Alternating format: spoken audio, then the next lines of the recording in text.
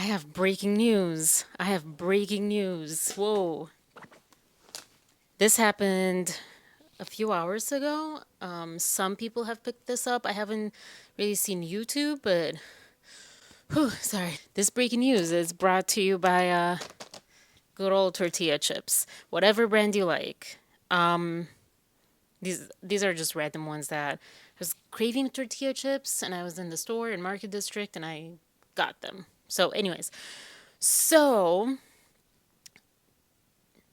I'm very curious. I'm very curious because, first of all,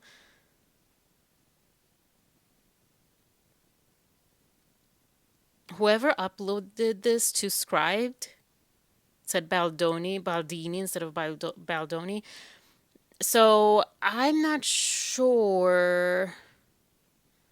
I'm not sure of the validity of this, but I saw people and everyone, the Hollywood Reporter, everyone's reporting on it. US Weekly, USA Today, Yahoo News, Yahoo like has clung on hard and has stuck around. But yeah, so today Kevin Fritz was, I'm guessing, a partner of Friedman. I don't know. Anyways, lawyer stuff. So again, this is why like we'll find out as more people report on this, and if there's any saying from anyone like, no, this was not, it was just, fake.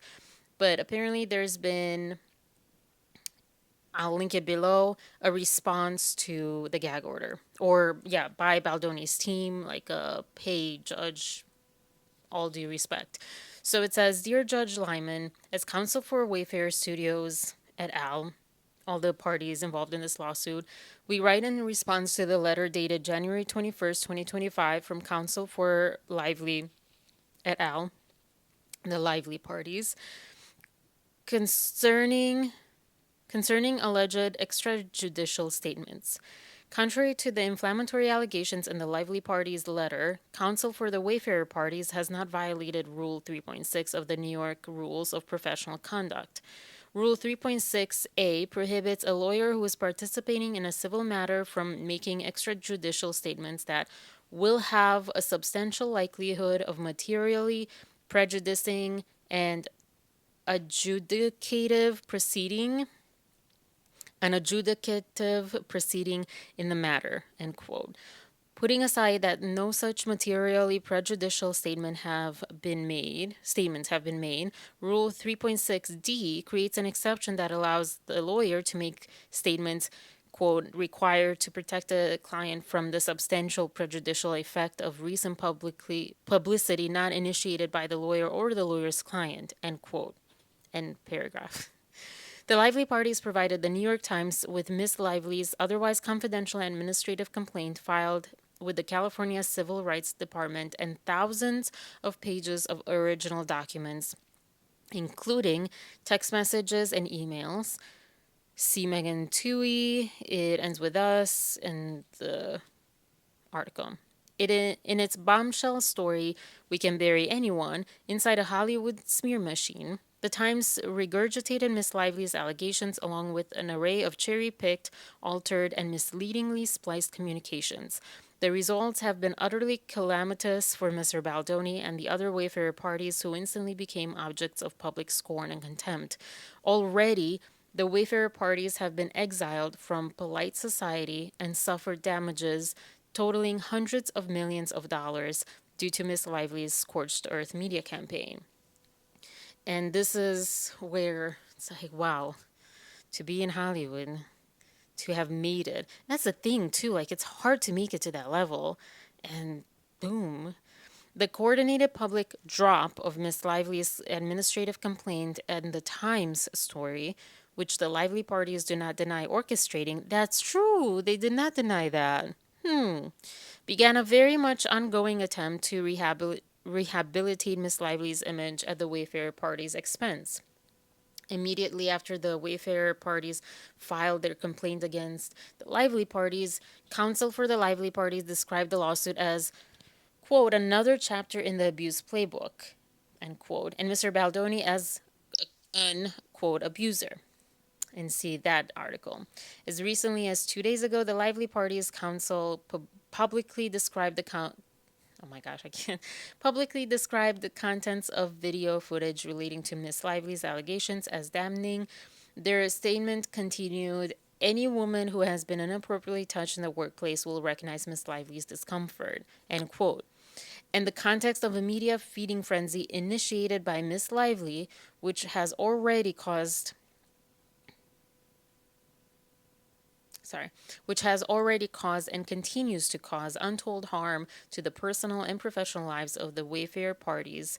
Counsel for the Wayfair parties adamantly and in good faith believe that a public response is required in order to avoid prejudice to their clients. Rule 3.6 CMT comment 7, having publicly made ruinous allegations that the Wayfair parties can prove are false, the Lively parties now invoke attorney why am I saying that word? Weird. Attorney disciplinary rules as an intimidation tactic. The Lively parties desire to force the Wayfair parties to defend themselves privately against allegations made publicly. It their desire to do this is not a proper basis for a gag order. It is tactical gamesmanship, and it is outrageous. If, as the Lively Party's letter suggests, such a protective order is formally requested, it should be denied. Oh, so it wasn't even formally requested? We look forward to further discussing this matter at the initial pre-trial conference scheduled for February 12, 2025. We have our first somewhat date for this going to, you know, towards the court. Wow. So it hasn't been formally requested either. That was leaked somehow, or are we just now like finding all of this? Are these? I'm curious. Are these things? How do these things come about? What is public and what is not? I'm so confused with that. However, as far as that is like so perfectly said. The one party's desire to force the other party to defend themselves privately against allegations that the initial party made publicly is not a proper basis for a gag order. I was paraphrasing, like, yeah, it is absolutely crazy that they did that. That, like, are these lawyers? My friend said that there's a meme out there of Blake Lively taking over her own legal counsel as her own legal counsel or something, as her own lawyer.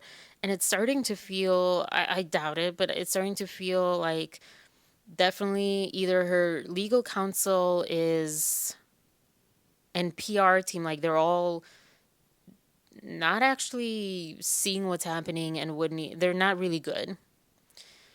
Either that or they're being intimidated, forced by Blake and her husband or whoever to do the actions that they think, because it screams, this gag order screams more like a PR move or more like themselves, like not knowing law and not knowing public perception and all that, are just pushing and pushing and pushing, like if we quiet them up, that's all it takes, and we'll be saved because no one will know the evidence. However, too late.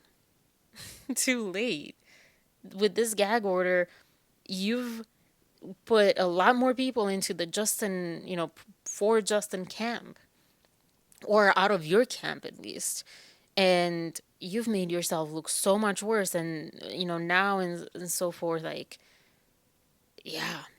I guess this was uploaded by THR, which I'm guessing is the Hollywood Reporter.